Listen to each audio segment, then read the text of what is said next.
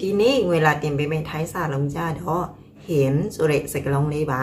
เห็นဆိုတာကြတော့မြင်သိပေါ့နော်အဲ့တော့ဒီရဲ့เห็นဆိုတဲ့စကားလုံးကိုစာလုံးလာပေါင်းကြမယ်အဲ့တော့သူကဖျံရှနာဟော်ဟိဖြစ်တယ်စရကစရအေပေါ့နော်ပြီးတော့နောနူကြတော့သူစကုတ်ဖြစ်တယ်ဒီနေရာရဲ့စရအေကြတော့သူကအနောက်ကအသက်ပါလို့အဲ့ရဲ့စရအာကမိုက်တိုက်ခူအဖြစ်ပြောင်းလိုက်တယ်ပေါ့နော်အသွင်ပြောင်းတရလို့ခေါ်တယ်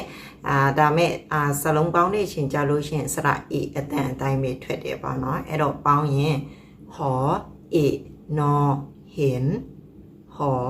เอนอเห็นပေါ့နော်အဲ့ဒါကျတော့เห็นဆိုတဲ့စကားလုံးလေးပါ